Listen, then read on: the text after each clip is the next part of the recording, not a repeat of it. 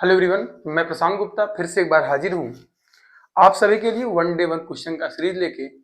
आप लोग कहेंगे सर काफी दिनों के बाद आज फिर से आप आ रहे हैं। इसका एकमात्र रीजन है समय।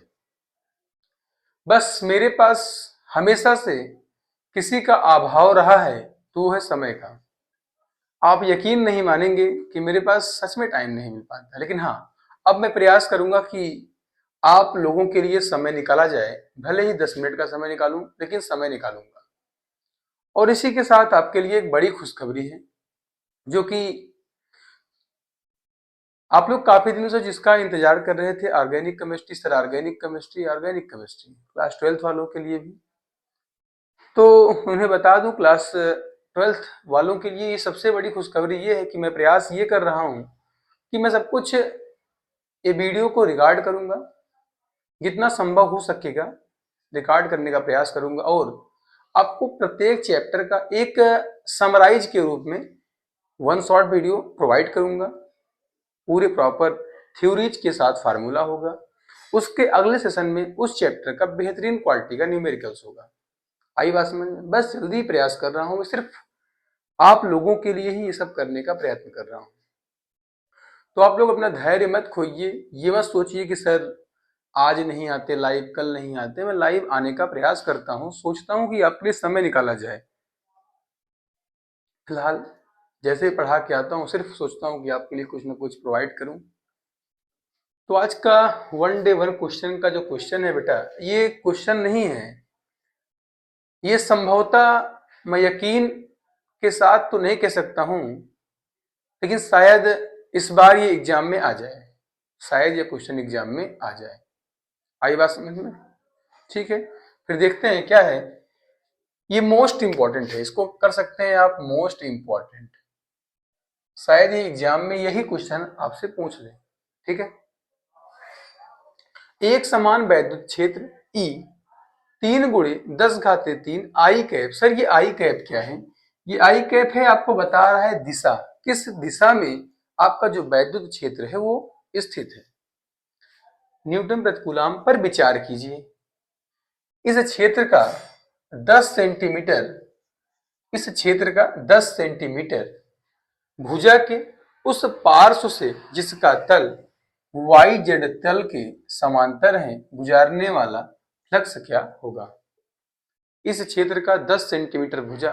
चलो एक बार चेक कर लो बेटा, शायद कुछ में कुछ डिफरेंस लग रहा है क्या, देख के बताता हूँ।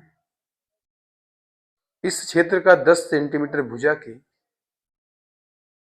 इस क्षेत्र का 10 सेंटीमीटर भुजा की उस पार्श्व से जिसका, हाँ बेटा सही है क्वेश्चन। एनसीईआरटी में क्वेश्चन ऐसे ही दिए होते हैं। इस क्षेत्र का 10 सेंटीमीटर भुजा के उस पार्श्व से जिसका तल वाई जेड तल के समांतर है, गुजरने वाला फ्लक्स ज्ञात कीजिए। आपसे सिंपल से पूछ लिया, गुजरने वाला फ्लक्स ज्ञात कीजिए। सर मुझे सवाल ये समझ में नहीं आ रहा, सवाल आखिर मुझे कहना क्या चाहता है, बताना क्या चाहता है। सबसे पहले क्वेश्चन का एक फ्रेम जनरेट करते हैं हम लोग। चूंकि कह रहा आई कैप, इसका मतलब ये जो आपका ये होता है वाई एच, ये क्या होता है वाई एच, और ये है आपका एक्स एक्सिस। क्या है ये? X axis. क्या है ये? X axis. इसे ही बोलते हैं आई कैप। इसको क्या बोलते हैं? आई। इसे बोलते हैं माइनस आई, ऊपर प्लस जे नीचे माइनस जे। चूंकि कह रहा है कि इस क्षेत्र के भुजा उस पार्श्व से जिसका तल क्या है वाई जेड है, ये एक्स है ये वाई है, तो सर ये जेड कहाँ होगा? ये जेड होगा आपका बाहर की तरफ। ये क्या है आपका जेड। चूंकि मैं दिखा तो पाऊंगा नहीं, इसीलिए इसको नीचे बना दे रहा हूं ऐसे। ये क्या है आपका जेड एच। क्या है ये? Z H. ये आपका जस्ट ऐसा होता है, जैसा मेरा पेन है ऐसा सेम टू सेम होता है। ये y होता है, ये z होता है, ये आपका x होता है। सर माइनस जेड कहाँ होगा? जस्ट इसके अंदर होगा minus Z, same to same. आई बात समझ में? सर इतना समझ में आ गया। यहाँ माइनस आई, यहीं पर हमारा रखा गया है, क्या रखा गया है? ई। ई का मतलब होता है वैद्युत क्षेत्र कितना है? 3 × 10⁻³ न्यूटन बटा कूलम। ये वैद्युत क्षेत्र का क्या है? मात्रक है, न्यूटन प्रति कूलम। आई बात समझ में? सर बिल्कुल समझ में आ गया है। अब सर आगे समझाइए थोड़ा सा मुझे। अब आगे समझाने से पहले मैं आपको बता दूं, आपके पास रखा गया है क्या, आपके पास रखा गया है एक वर्ग। क्या रखा गया है? वर्ग। अब सर अगर वर्ग रखा गया, वर्ग ऐसे रखा गया है, ऐसे, ये है हमारा, इसी पे क्या रखा गया है? एक वर्ग रखा गया है। आपको पता होना चाहिए वर्ग की भुजा कितनी दी गई सवाल में। सर वर्ग का जो भुजा दिया गया हमें, वर्ग की भुजा हमें दी गई है 10 सेंटीमीटर। आप चाहें तो सेंटीमीटर को कन्वर्ट कर दीजिए मीटर में। किसमें? मीटर में। तो हमारा आएगा 10 गुणे 10 घाते -2 मीटर। इतनी बात आपको समझ में आ गई होगी। सर ठीक है, ये भुजा तो दी गई है मुझे। अब सर भुजा के उस पार्श्व से जिसका तल वाई जेड के समांतर है गुजरने वाला फ्लक्स ज्ञात कीजिए कि हमारा यहां से कितना फ्लक्स गुजरेगा। तो सबसे पहले आप ये बताइए, जो वर्ग है, वर्ग का क्षेत्रफल सदिश कहाँ होगा? सर इसके परपेंडिकुलर। ये हमारा वर्ग था, इसके परपेंडिकुलर, यानी यक्स एक्सिस के अनुदिश वो भी आपका गमन कर रहा है। जो आपका क्षेत्रफल सदिश है ये कैसा है? ऐसा है। आई बात समझ में? सर समझ में आ गया है। अब सर हमारे पास क्षेत्रफल तो है नहीं, तो मैं आपको बता दूं वर्ग का जो क्षेत्रफल होता है, वर्ग का क्षेत्रफल होता है ये क्या? भुजा की घाते 2, यानी भुजा का स्क्वायर। आई बात समझ में? सर भुजा हमारे पास दिया गया है 10 गुणे 10 की घाते -2। सर कितना हो जाएगा ये हो जाएगा हमारा 10 धामा 100 गुणे 10 घाते -4, 2 दूना 4। ठीक, सर इतना समझ में आ गया। ये हमारे पास आ गया है वर्ग का क्षेत्रफल। अब सर हमसे पूछा कितना फ्लक्स गुजरेगा, तो बेटा आपको बताया गया है वैद्युत फ्लक्स फाई ई बराबर होता है क्षेत्रफल इंटू एरिया वेक्टर। क्षेत्रफल इंटू एरिया वेक्टर। आई बात समझ में? अगर आप वेक्टर नहीं भी लगाते हैं तो कोई दिक्कत नहीं है, ई इंटू ए होता है। ई कितना है हमारे पास? ई मल्टीप्लाई 3 गुणे 10 घाते 3 सवाल में दिया गया है। सर क्षेत्रफल हमारे पास है 100 गुणे 10 घाते -4। सर कितना हो गया? सर +3 से इस -3 को काटेंगे तो -1 बचेगा सिर्फ। घटा दीजिए बेटा, सिंपल सा, +3 है, ये -4 है। गुणा करते समय घातें जुड़ती हैं, घटती हैं। सर कितना हो गया यहाँ पर? ये हो गया हमारा 300 गुणे 4 में से 3 गया 1, लेकिन ये माइनस का सिंबल बड़ा है, 10 घाते -1। 10 घाते -1 कर मुझे घटाना है तो यहाँ से 0 कम कर देंगे। सर कम कर दिए, हमारे पास आ गया 30। क्या आ गया? 30। आई बात समझ में? सर इसका मात्रक हो जाएगा न्यूटन मीटर स्क्वायर बटा कूलम। ये हमारा है वैद्युत फ्लक्स फाई ई। इतना हमारा फ्लक्स गुजरेगा। ये आपका आ गया सिंपल सा आंसर। इसका एक पार्ट और क्वेश्चन पूछ लेता है कभी कभी, सर ये बताइए कि अगर जो है यक्स के अनुदिश, जो हमारा वर्ग है ये यक्स अक्ष के अनुदिश जो है 60 अंश का कोण बना रही है। किसके? एक्स अक्ष के अनुदिश 60 अंश का कोण बना रहा है। किसका? यक्स अक्ष के अनुदिश हमारा कितना बना रहा है? 60 अंश का कोण। ये मान लीजिए यक्स अक्ष के अनुदिश 60 अंश का कोण बनाने का मतलब है वर्ग से ये लगभग बीच में आएगा, अप्रोक्सीमेट यहाँ पर बीच में आएगा, क्योंकि वर्ग भी तो आपका रखा गया है, वहां से क्या बना रहा है? 60 अंश का कोण। तो बचा कितना रहेगा हमारा? बचा रहेगा परपेंडिकुलर में 30 अंश। तो हम सिंपल से लगाएंगे वहां पर फार्मूला फाई ई बराबर ई इंटू ए कॉस थीटा। तो हमारा सिंपल था, जो भी आंसर आना होगा आएगा। आशा है कि यह सवाल आपको समझ में आ गया होगा। किसी को भी कोई समस्या हो इस क्वेश्चन में तो आप मुझसे पूछ सकते हैं।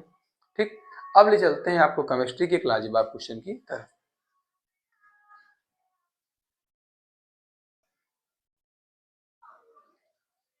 अभी तक आपने क्या सीखा? विद्युत फ्लक्स की गणना कैसे करते हैं। काफी आसान क्वेश्चन था, सिंपल लगाना था फार्मूला फाई बराबर ई इंटू ए। ठीक है, अब आपको ले चलते हैं इलेक्ट्रोकेमिस्ट्री का एक लाजवाब क्वेश्चन है। लगभग आए ना, लगभग ईयर बाय ईयर ये क्वेश्चन आपसे पूछता रहता है। ठीक है सर, क्या है ये क्वेश्चन? सेल के विद्युत वाहक बल की गणना कीजिए। सर मुझसे पूछा है सेल के विद्युत वाहक बल की गणना कीजिए। सवाल को आप ध्यान से समझिएगा। अब सर मुझे दिया गया है कोई एक जो इसका सेल नोटेशन टाइप में कुछ दे दिया गया है सर। अब हम कैसे समझेंगे कि नेट सेल अपक्रिया क्या है। सबसे पहले आप लिखिए सेल की अपक्रिया।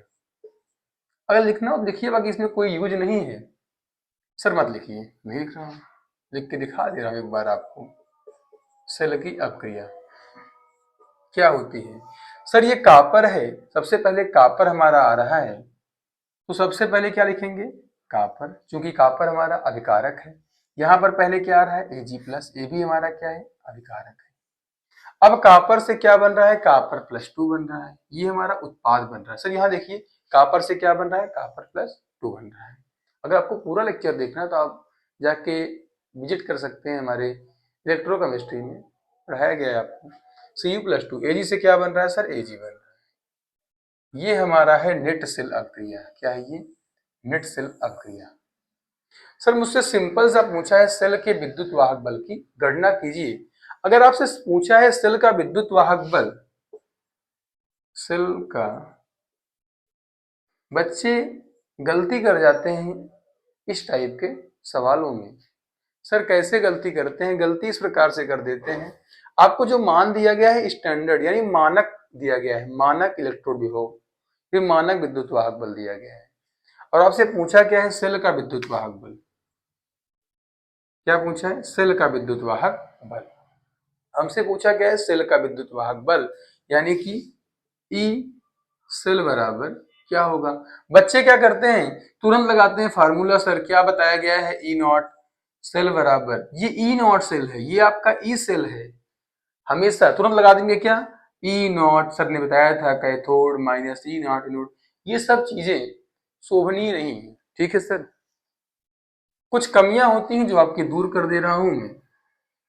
सर मुझसे पूछा है ई सेल, मैं आपको बता दूं, चूंकि जो सांद्रताएं हैं ये भी देखिए, कापर का सांद्रता और एजी सिल्वर का सांद्रता, दोनों सांद्रताएं कैसी हैं? बराबर हैं। जब सांद्रता बराबर होती है, ध्यान समझना, एक ट्रिक है बता दे रहा हूं आपको, ट्रिक ही क्या, नोट लगा के बता दे रहा हूं आपको। जब अभिकारक बराबर, अभिकारक की सांद्रता होती है, अभिकारक की सांद्रता बराबर क्या हो?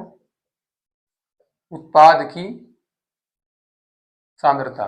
तो हम क्या करते हैं? सिंपल सा, ई सेल बराबर, नेक्स्ट इक्वेशन क्या होता है हमारा? ई सेल बराबर E naught cell minus 0.0591 upon N log P upon log, और ये होता है। लेकिन जब आपकी सांद्रताएं ही समान हो गई हैं तो हम क्या ले लेते हैं? मानक ताप और दाब पर,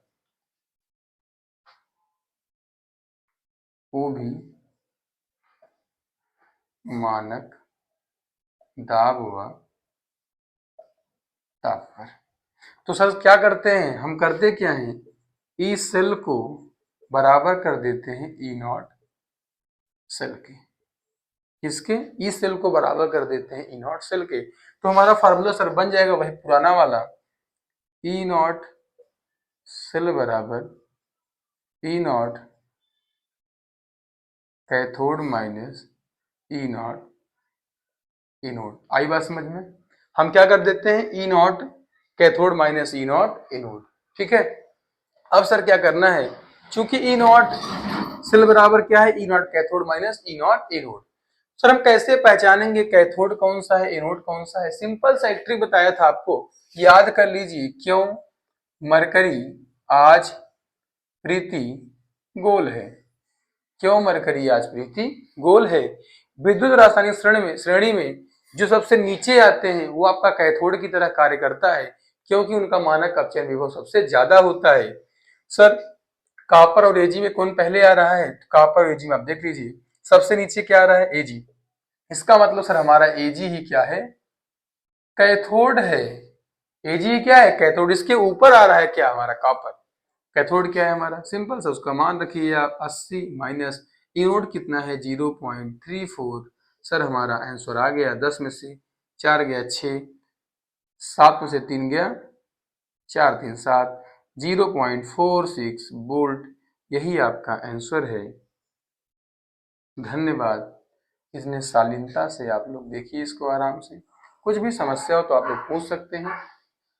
किसी भी परेशानी के लिए कुछ भी अगर आपको चाहिए तो मेरा कॉन्टैक्ट नंबर डिस्क्रिप्शन में है, देख लीजिएगा। धन्यवाद, गुड लक, बाय बाय।